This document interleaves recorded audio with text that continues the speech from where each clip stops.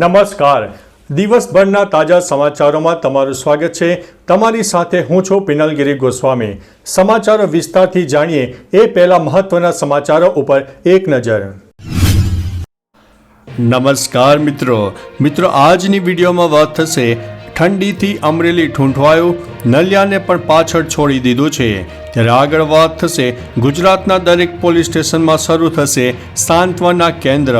ત્યારે આગળ વાત થશે ભારત બાદ હવે અમેરિકામાં પણ ટિકટોક બંધ થશે. આગળ વાત થશે ગોધરા કાંડ પર 13મી ફેબ્રુઆરીએ સુપ્રીમ કોર્ટ દ્વારા સુનાવણી હાથ ધરવામાં આવશે.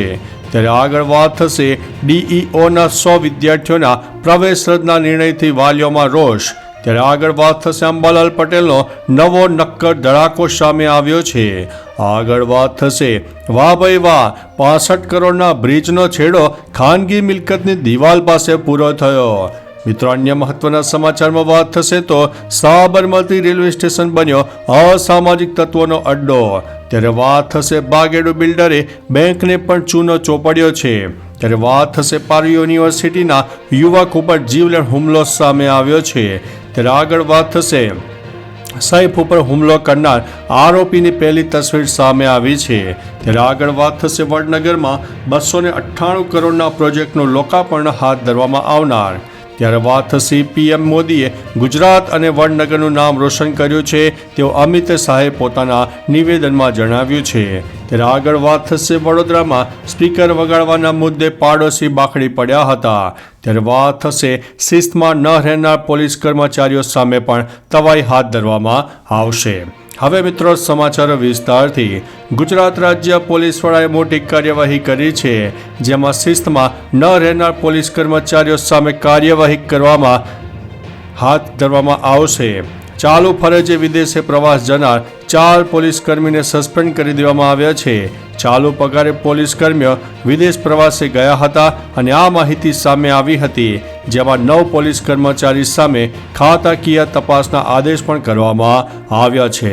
મિત્રો, અન્ય મહત્વના સમાચારની વાત કરીએ તો વડોદરામાં સ્પીકર વગાડવાના મુદ્દે પાડોશી બાખડ્યા હતા. ઉત્તરાયણના તહેવાર પર ધાબા પરના ઝઘડાઓ સામાન્ય થયા બાદ હવે સ્પીકર વગાડવાના મુદ્દે ઉગ્ર ઝઘડા થયા હતા. વડોદરાના ડભોઈ રોડ જયનારાયણ નગરમાં સ્પીકર વગાડવાના મુદ્દે પાડોશીઓ વચ્ચે ઝઘડો થતાં પ્લાસ્ટિકની પાઇપથી હુમલો કરવામાં આવ્યો, જે અંગે બંને પક્ષે સામસામે ફરિયાદ નોંધાવી છે.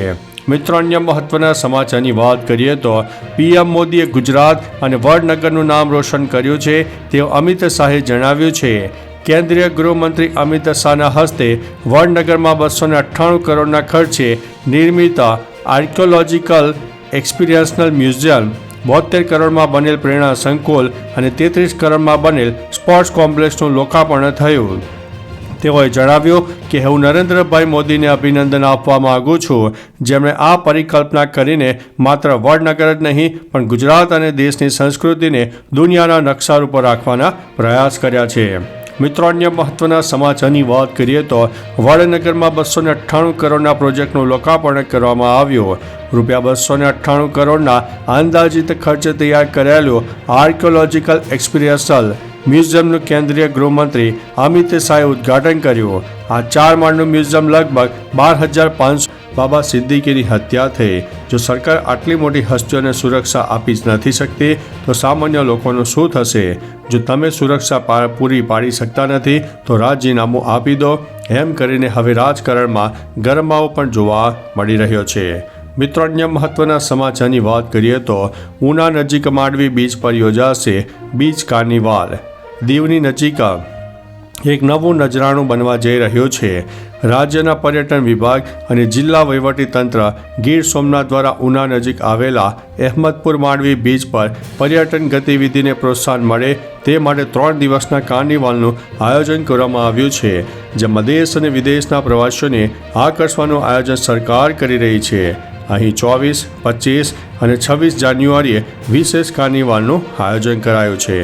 મિત્રો, અન્ય મહત્વના સમાચારની વાત કરીએ તો સુરતમાં હિન્દુ નામ ધારણ કરીને રહેતો બાંગ્લાદેશી ઝડપાયો છે.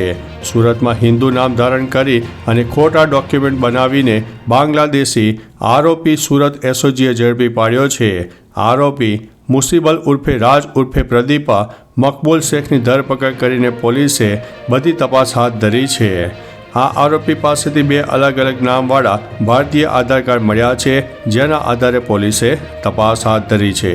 મિત્રો, અન્ય મહત્વના સમાચારની વાત કરીએ તો મેટા 3600 કર્મચારીઓને છૂટા કરશે। ફેસબુક અને વોટ્સઅપની પેરેન્ટ કંપની મેટા ટૂંક સમયમાં છટણી કરવા જઈ રહી છે। કંપનીનું કહેવું છે કે performance base job cut policy હેઠળ 3600 કર્મચારીઓને કાઢી મૂકવામાં આવશે।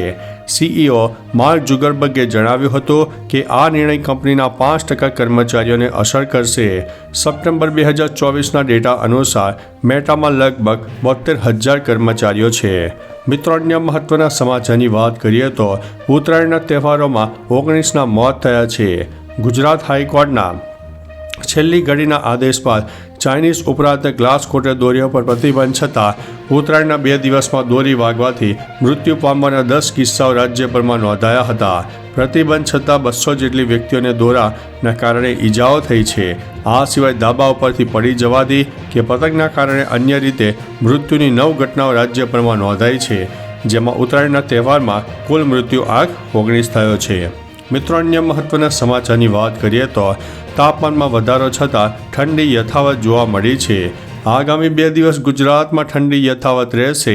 હવામાન વિભાગના જણાવ્યા અનુસાર વેસ્ટર્ન ડિસ્ટર્બન્સની અસરથી લઘુત્તમ અને મહત્તમ તાપમાનમાં 2 થી 3 ડિગ્રી સેલ્સિયસનો વધારો થઈ શકે છે। તેમ છતાં ઉત્તર અને ઉત્તર પૂર્વ દિશાના ઠંડા પવનો ફૂંકાવાને કારણે લોકો ઠંડીનો અનુભવ કરશે। દિવસ દરમિયાન હવા ઠંડક આપશે। તાપમાન વધારાની મોટી અસર થવાની શક્યતા ઓછી છે। પવન પણ સામાન્ય રહેવાની સંભાવના છે। મિત્રો, અન્ય મહત્વના સમાચારની વાત કરીએ તો ગૌણ સેવા પસંદગી મંડળનો મોટો નિર્ણય સામે આવ્યો છે।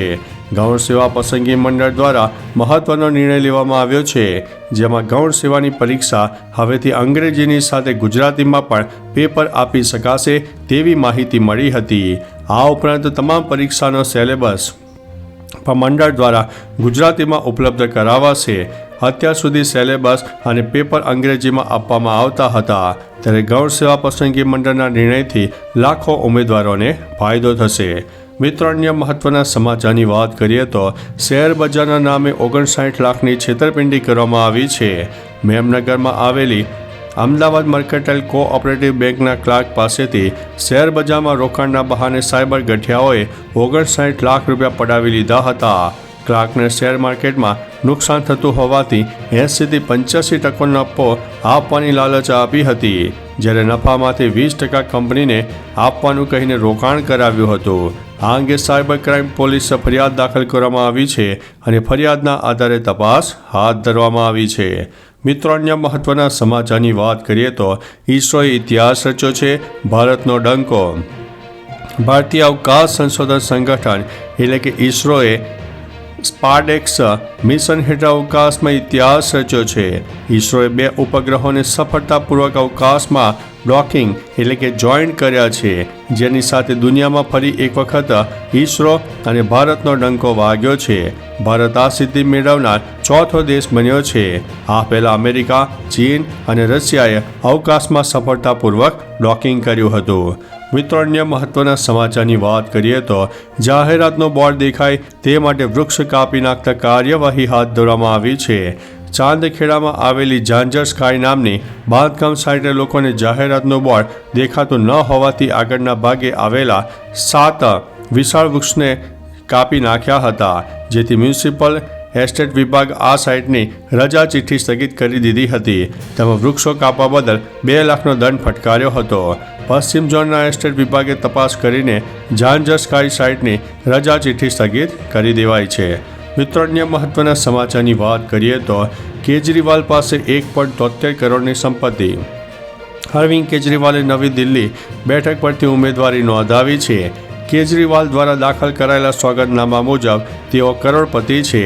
કેજરીવાલ પાસે 1.73 કરોડની સંપત્તિ છે, જોકે તેમની પત્ની સુનિતા કેજરીવાલના નામે અરવિંદ કેજરીવાલ કરતાં વધુ સંપત્તિ છે। અરવિંદ કેજરીવાલ અને તેમની પત્ની પાસે કુલ 4.23 કરોડ રૂપિયાની સંપત્તિ છે। કેજરીવાલ પાસે ઘર કે ગાડી નથી। મિત્રો અન્ય મહત્વના સમાચારની વાત કરીએ તો ફ્લાવર શો જોવા એક જ દિવસમાં 1.32 લાખ લોકો પહોંચી ગયા હતા. ઉત્તરાયણની રજાના દિવસે રેકોર્ડ બ્રેક 1.32 લાખ લોકોએ ફ્લાવર શો જોવા માટે ઉમટી પડ્યા હતા, જેના કારણે અમદાવાદ મ્યુનિસિપલ કોર્પોરેશનને 86 લાખની આવક થઈ છે. 2013થી યોજાતા ફ્લાવર શોમાં પહેલીવાર આટલી મોટી સંખ્યામાં મુલાકાતીઓ આવ્યા હતા. વાસી ઉત્તરાયણના દિવસે પણ 72,000થી વધુ લોકો ફ્લાવર શો જોવા માટે પહોંચી ગયા હતા. કુલ 6.23 લાખ લોકો ફ્લાવર શોની મુલાકાત લઈ ચૂક્યા છે. તો ચાલો મિત્રો, ફરીથી દેશ અને દુનિયાના સુપરફાસ્ટ સમાચાર લઈને મળતા રહીશો. ત્યાં સુધી અમને રજા આપશો. નમસ્તે.